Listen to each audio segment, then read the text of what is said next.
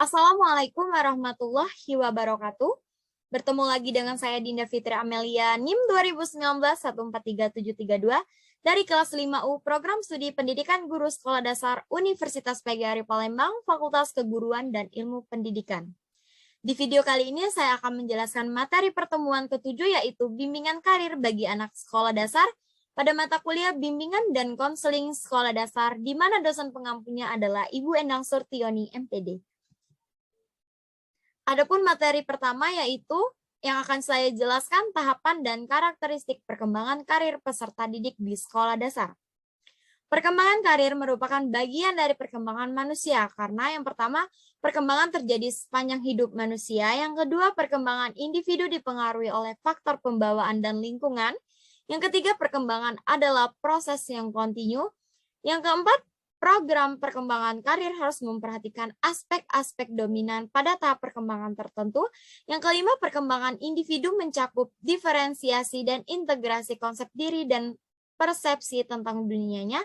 Dan yang keenam, perkembangan individual sehingga adanya keragaman individual. Program intervensi termaksud bimbingan karir harus memperhatikan keragaman individual tersebut.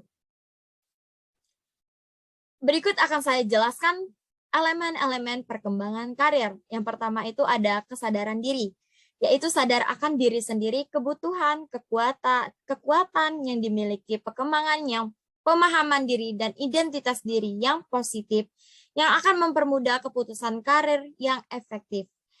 Yang kedua, kesadaran pendidikan. Murid mengenal dan menyadari pentingnya pengembangan keterampilan dasar dan penguasaan isi pengetahuan sebagai alat pencapaian tujuan karir. Yang ketiga, kesadaran karir. Murid menyadari bahwa perkembangan karir berkembang melalui pendidikan dan pengalaman kerja dan memahami tentang adanya keragaman dunia kerja. Yang keempat, kesadaran ekonomis.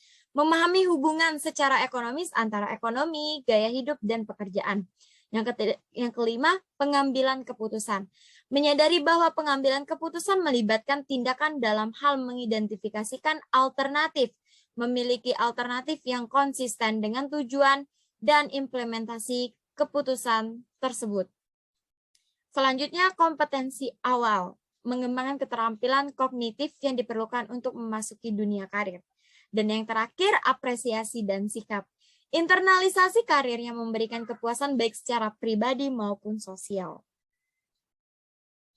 Materi selanjutnya adalah teknik bimbingan karir bagi peserta didik di sekolah dasar.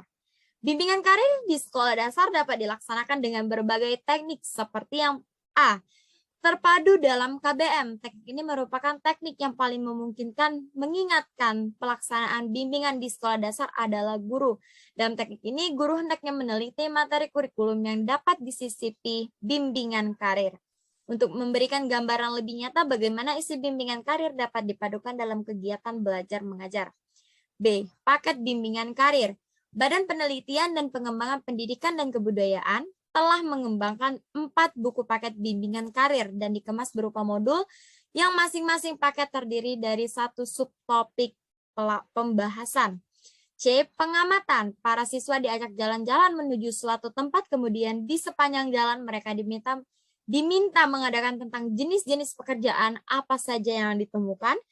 D. Bacaan. Teknik bimbingan karir di sekolah dasar dapat dilaksanakan dengan cara menyuruh murid untuk membaca riwayat hidup orang-orang yang berhasil. E. Narasumber. Wawasan murid tentang dunia pekerjaan dapat pula diperoleh dengan mendatangkan narasumber ke sekolah untuk berdialog dengan anak-anak. F. Ceritera. Murid usia sekolah dasar sangat menyenangi ceritera. Oleh karena itu, guru dapat saja melaksanakan bimbingan karir melalui ceritera. Akan sangat terkesan jika tokoh-tokoh dalam ceritera divisualisasikan melalui boneka atau media gambar. Materi selanjutnya pelaksanaan bimbingan karir di sekolah dasar. Setelah memahami materi bimbingan karir yang harus diberikan di sekolah dasar, langkah selanjutnya adalah menentukan waktu, tempat, teknik, dan sistem penilaian bimbingan karir. Mengenai waktu pelaksanaan bimbingan karir dapat diintegrasikan dengan jam-jam pelajaran yang sudah ada, ataupun menyediakan jam khusus untuk keperluan bimbingan karir. Tempat pelaksanaan bimbingan karir dapat di mana saja, misalnya di dalam kelas, di luar ruangan, atau di tempat kerja yang sesuai dengan topik yang dibahas. Penentuan tempat juga bergantung pada fasilitas yang dibutuhkan. Jika dibutuhkan gambar-gambar, film, atau video, barangkali lebih cocok menggunakan ruang audio visual kalau memang ada ya. Contoh konkret bimbingan dan konseling karir komprehensif.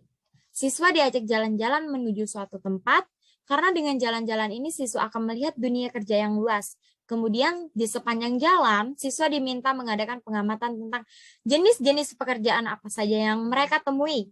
Pada dunia luar ini sangat banyak sekali. Konselor atau guru dapat menggunakan cerita, karena anak sekolah dasar senang dengan cerita. Dengan cerita ini dapat terkesan jika tokoh-tokohnya dalam cerita tervisualisasikan dengan baik bisa menggunakan media gambar. Guru menyuruh siswanya membaca buku, majalah, koran, dan media elektronik lainnya tentang macam-macam pekerjaan yang di dalamnya ada kisah-kisah keberhasilan dari tiap-tiap pekerjaan. Oke, baiklah, mungkin materi itu saja yang dapat saya sampaikan. Kurang dan lebihnya saya mohon maaf, kepada Allah saya mohon ampun. Jika ada pertanyaan yang lebih lanjut, silakan komen di kolom komentar. Saya akhiri dengan wabillahi taufiq walhidayah. Wassalamualaikum warahmatullahi wabarakatuh.